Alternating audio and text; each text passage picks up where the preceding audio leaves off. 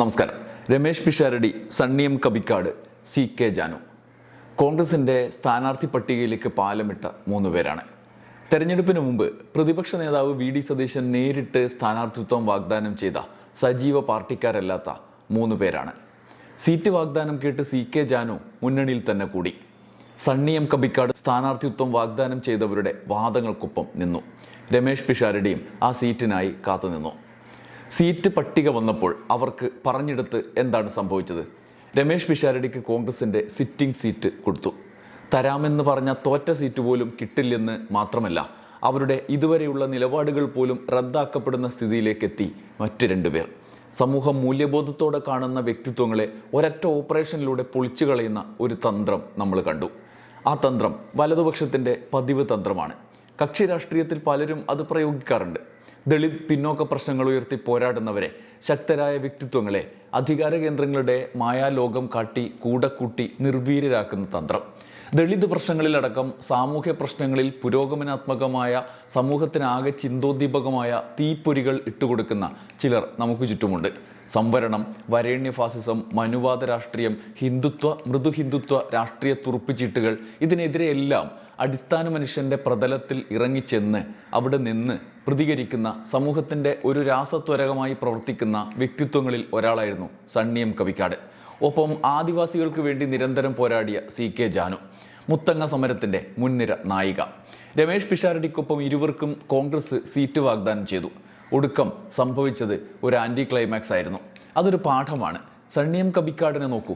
അദ്ദേഹം ശബരിമലയിൽ സ്ത്രീ പ്രവേശനത്തിന് വേണ്ടി നിലകൊണ്ട ഒരാളാണ്. അടിസ്ഥാന മനുഷ്യനെ മുഖ്യധാരയിലേക്ക് എത്തിക്കാൻ പണിയെടുക്കുന്ന ഒരാൾ. അരികുവൽക്കരിക്കപ്പെട്ടവരുടെ മെച്ചപ്പെട്ട ജീവിതം, അതിദാരിദ്ര്യ മുക്തിയടക്കം സാമൂഹ്യ ജാതീയ വിവേചനങ്ങളുടെ ബലത്തിൽ വ്യാഖ്യാനിക്കുന്ന ഒരാൾ. എന്നാൽ അദ്ദേഹം ഉന്നയിക്കുന്ന വിഷയങ്ങളിൽ ഭൂരിഭാഗം കാര്യങ്ങളിലും എതിർനിലപാട് ആന്തരികമായി തന്നെ കൊണ്ടു നടക്കുന്ന പാർട്ടിയായിരുന്നു കോൺഗ്രസ്.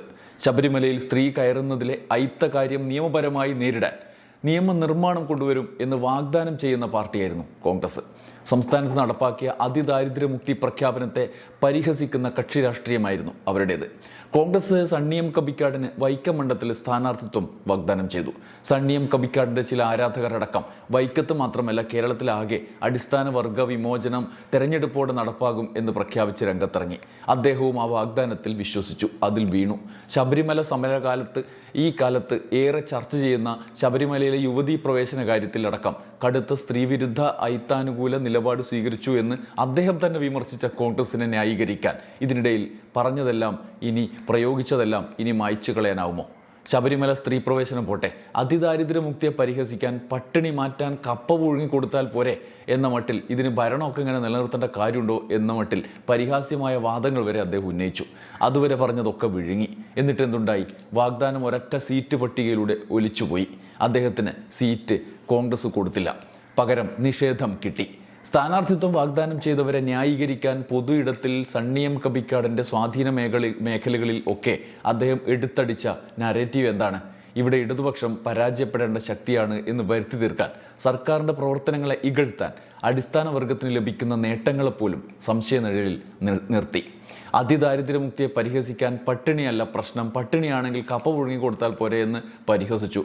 പട്ടിണി നിർമ്മാർജ്ജനം ചെയ്യാൻ ഭരണകൂടം എന്തിന് എന്ന സംഘപരിവാർ നരേറ്റീവിനെ കോൺഗ്രസിന് അനുകൂലമായി വ്യാഖ്യാനിച്ചു. മതവും ജാതിയും ആത്മീയതയും ഒക്കെയാണ് ഭരണകൂടം ശ്രദ്ധിക്കേണ്ടത് എന്നതാണല്ലോ സംഘപരിവാറിൻ്റെ അജണ്ട, അല്ലാതെ പട്ടിണിയല്ല എന്നാണല്ലോ. അതിനെ മറ്റൊരു തരത്തിൽ ആഖ്യാനം ചെയ്യുന്ന വലതുപക്ഷ ശക്തികളുടെ തോളിൽ കൈയിട്ടു. ഒടുക്കം സീറ്റില്ലാതായപ്പോൾ മൂപ്പര് പറഞ്ഞൊരു കാര്യമുണ്ട്. അദ്ദേഹം ചാനലുകളോട് നടത്തിയ പ്രതികരണം അതിങ്ങനെയായിരുന്നു: വിവാദമൊന്നുമില്ല, പക്ഷേ ഒരു വസ്തുതയുണ്ട്. സ്ഥാനാർത്ഥിത്വം അങ്ങോട്ട് ആവശ്യപ്പെട്ടതല്ല, UDF ഇങ്ങോട്ട് ഓഫർ ചെയ്തതാണ്. അവർ രാഷ്ട്രീയ സത്യസന്ധത കാണിക്കും എന്ന് വിചാരിച്ചു എന്ന് മാത്രം. അവരുടെ രാഷ്ട്രീയ സാഹചര്യം വെച്ച് തീരുമാനങ്ങൾ മാറ്റിയെടുക്കാനുള്ള അവകാശം അവർക്കുണ്ട്, അതിനെ ചോദ്യം ചെയ്യുന്നില്ല. കേരളത്തിലെ 18ഓളം സംഘടനകളുടെ നേതാക്കൾ ഒരുമിച്ചു കൂടുന്ന നേരത്താണ് സ്ഥാനാർത്ഥിത്വം ഉറപ്പ് തന്നത്. പറ്റിച്ചു എന്ന വാക്കൊന്നും രാഷ്ട്രീയത്തിലില്ല. സാഹചര്യമനുസരിച്ചും സ്വാധീനമനുസരിച്ചും മാറും. സീറ്റ് കിട്ടാൻ പ്രത്യേകം പുറകെ നടന്ന ആളല്ല ഞാൻ. അവർ ഓഫർ ചെയ്തതാണ്, അവർക്ക് വാക്കുപാലിക്കാൻ കഴിഞ്ഞില്ല. ഇത് ആദ്യം വാർത്തയായി വന്നപ്പോൾ നിഷേധിച്ചിട്ടില്ല അവർ. എന്തുകൊണ്ട് നിഷേധിച്ചിട്ടില്ല? സ്ഥാനാർത്ഥിത്വം ഉണ്ടാകാൻ സാധ്യതയുണ്ട് എന്ന് വന്നപ്പോൾ ആദ്യം അതിനെതിരെ രംഗത്ത് വന്നത് സംഘപരിവാർ ശക്തികളാണ്. അവരെ മറികടന്നു പോകാൻ കോൺഗ്രസിന് കഴിയില്ല എന്നാണ് ഞാൻ വിചാരിക്കുന്നത്. അതുകൊണ്ട് സ്ഥാനാർത്ഥിത്വം നിഷേധിച്ചതായിരിക്കാം എന്നാണ് സണ്ണി എം കബിക്കാട് പറഞ്ഞത്. സംഘപരിവാർ ശക്തികളുടെ സ്വാധീനത്താൽ കോൺഗ്രസ് സ്ഥാനാർത്ഥിത്വം നിഷേധിച്ചു. ചുരുക്കത്തിൽ കോൺഗ്രസിന്റെ വാക്ക് കേട്ട് കേരളത്തിൽ സംഘപരിവാറിനെതിരെ നിലപാടെടുത്ത് മുന്നോട്ടു പോകുന്ന ഇടതുപക്ഷ ശക്തികളെ ജമാഅത്തെ ഇസ്ലാമിയുടെ ഇടത് ഹിന്ദുത്വ എന്ന ആക്ഷേപത്തോട് ചേർത്ത് വെച്ച നരേറ്റീവ് സൃഷ്ടിച്ചവരുടെ വാദം അദ്ദേഹവും എഴുന്നള്ളിച്ച് നടന്നു. ഒടുക്കം പക്ഷേ സ്ഥാനാർത്ഥിത്വം ലഭിച്ചില്ല. അത് കഴിഞ്ഞപ്പോൾ കോൺഗ്രസ് വഴി ഹിന്ദുത്വ ശക്തികൾ സ്വാധീനം ചെലുത്തി നഷ്ടപ്പെടുത്തി അതിനെക്കുറിച്ച് തിരിച്ചറിവുണ്ടായി. ഇടത് ഹിന്ദുത്വ എന്ന വ്യാജ നറേറ്റീവിനാണോ അതല്ല അത് എഴുന്നള്ളിച്ച് നടക്കുന്നവർക്കാണോ സംഘപരിവാർ അന്തർധാര ഉള്ളത് എന്ന് തിരിച്ചറിഞ്ഞത് മെച്ചം. എന്താണ് ബാക്കിയായത്? അങ്ങേയറ്റം വലതുപക്ഷ മൂല്യമുള്ള ഒരു നിരാശ. സീറ്റു തന്നില്ല എന്ന നിരാശ അദ്ദേഹത്തിന് പ്രകടിപ്പിക്കേണ്ടി വന്നു. രമേശ് പിഷാരടിക്കൊക്കെ വളരെ എളുപ്പത്തിൽ അത് സാധിക്കുന്നു. ഏത്? സീറ്റ് ലഭിക്കുക എന്ന പ്രവർത്തനം സാധിക്കുന്നു. സീറ്റ് മോഹിക്കുക പോലും ചെയ്യാതെ അദ്ദേഹത്തിന്, രമേശ് പിഷാരടിക്കൊക്കെ അത് ലഭിക്കുന്നു.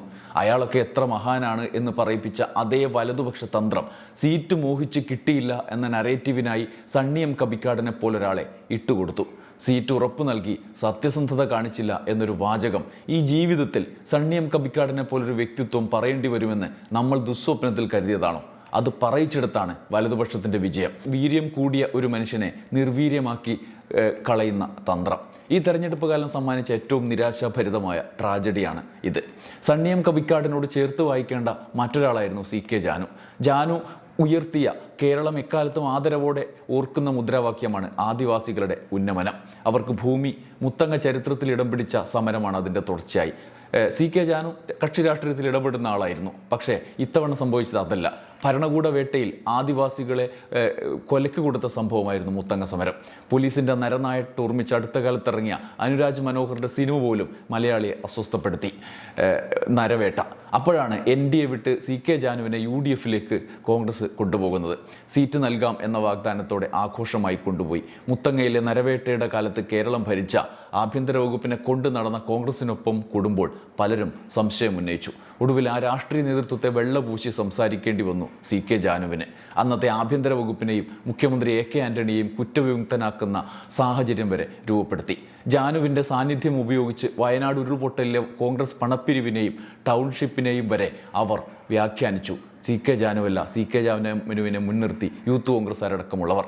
ഒടുവിൽ ഘടകകക്ഷിയാക്കപ്പെട്ട CK ജാനുവിനും പാർട്ടിക്കും സീറ്റ് നൽകാമെന്ന് പറഞ്ഞ വാഗ്ദാനം ലംഘിക്കപ്പെട്ടു. സീറ്റ് നൽകിയില്ല. വയനാട് സീറ്റ് പ്രഖ്യാപനം പൂർത്തിയായി. അപ്പോഴും വാഗ്ദാനാനന്തരം CK ജാനു നടത്തിയ മുത്തങ്ങ കാലത്തെക്കുറിച്ചുള്ള പ്രസ്താവനകൾ അന്തരീക്ഷത്തിൽ ബാക്കിയായി. മുത്തങ്ങ സമരത്തിൽ പങ്കെടുത്ത അവസാനത്തെ ആദിവാസിക്കും ഭൂമി പട്ടയം നൽകിയ K രാജന്റെ നടപടികൾ പോലും അവഹേളിക്കാൻ CK ജാനുവിനെ ആ ഘട്ടത്തിൽ ആയുധമാക്കി. ഒടുവിൽ സീറ്റ് വാഗ്ദാനം ചെയ്തു, അവർക്ക് ലഭിച്ചില്ല. സീറ്റ് മോഹിച്ച് നടക്കുന്ന രണ്ടാൾക്കാർ എന്നത് മട്ടിൽ അവർ ചിത്രീകരിക്കപ്പെട്ടത് മാത്രം ബാക്കി. ഈ വീഡിയോ, ഈ ചിന്ത സണ്ണി എം കബിക്കാടിനും CK ജാനുവിനും എതിരെയുള്ള ഒരു വിചാരമല്ല. അത് ആത്യന്തികമായി കോൺഗ്രസിനെതിരെയുള്ളതുപോലുമല്ല. നമ്മുടെ രാഷ്ട്രീയ സാമൂഹ്യ ചുറ്റുപാടുകളെ പറ്റിയുള്ള ഒരു വിമർശനമാണ്. അടിസ്ഥാന വർഗ വിമോചനത്തിനായി ചിന്തിക്കുന്ന, ആശയപ്രചരണത്തിൽ ഏർപ്പെട്ടിരിക്കുന്ന, പ്രവർത്തിക്കുന്ന സകല വ്യക്തിത്വങ്ങളും ചിന്തിക്കേണ്ട വിഷയമാണ്. എന്തുകൊണ്ട് കേരളത്തിൽ ഏറ്റവും തലയെടുപ്പുള്ള രണ്ടുപേരെ ഇത്ര ലളിതമായി സീറ്റ് വാഗ്ദാനം ചെയ്ത് സീറ്റ് മോഹികളായി ചിത്രീകരിച്ച് കബളിപ്പിക്കാൻ കഴിയുന്നു? അതിന് ലജ്ജ ഏതുമില്ലാതെ ശ്രമിക്കുന്നു എന്നതുകൂടിയാണ് നമ്മുടെ ചിന്താവിഷയം. അവിടെ രമേശ് പിഷാരടിമാർക്ക് അത്ര എളുപ്പത്തിൽ അത് ലഭ്യമാകുന്നു എന്നതാണ് ഉത്തരം. ആ ഉത്തരം തന്നെയാണ് ഈ പ്രശ്നത്തെ പൊതുവൽക്കരിക്കുന്നത്. ദിനു വെയിൽ ഫേസ്ബുക്കിൽ എഴുതിയ 2 വരിയുണ്ട്. അതുകൂടി വായിച്ച് നമുക്ക് ഈ വീഡിയോ അവസാനിപ്പിക്കാം. അതിങ്ങനെയാണ്: രമേശ് പിഷാരടിക്കുള്ളതും സണ്ണി എം കബിക്കാടിനും CK ജാനുവിനും ഇല്ലാത്തതുമായ ഒന്നേ ഉള്ളൂ. അതിൻ്റെ പേരാണ് ജാതിയുടെ പ്രിവിലേജ്. ആ പ്രിവിലേജിൻ്റെ കെണിയിൽ വീഴാതെ നോക്കേണ്ടത് നമ്മുടെ ഓരോരുത്തരുടെയും ഉത്തരവാദിത്വം കൂടിയാണ്. ഉപയോഗിക്കാൻ ശക്തരായവർ വരും. പ്രതിരോധിച്ചു നിൽക്കുക. വിശ്വാസ്യത തകർക്കാൻ അവർ വരുമ്പോൾ ഇരട്ടി വിശ്വാസ്യതയ്ക്കായി പോരാടുക. മനുഷ്യന്റെ പോരാട്ടത്തിന് രാഷ്ട്രീയ കക്ഷികൾ മാത്രം പോരാ, വിശ്വാസ്യത കൂടി വേണം. സണ്ണി എം കബിക്കാടിനെ പോലുള്ളവർ വിശ്വാസ്യത കളഞ്ഞുകുളിച്ച് വാഗ്ദത്ത സീറ്റിനായി പോകുമ്പോൾ തന്നെ പിന്തുടരുന്നവരുടെ അന്തസ്സിനെ പറ്റി കൂടി ഓർക്കണം എന്ന് മാത്രം. വിട. നന്ദി, നമസ്കാരം.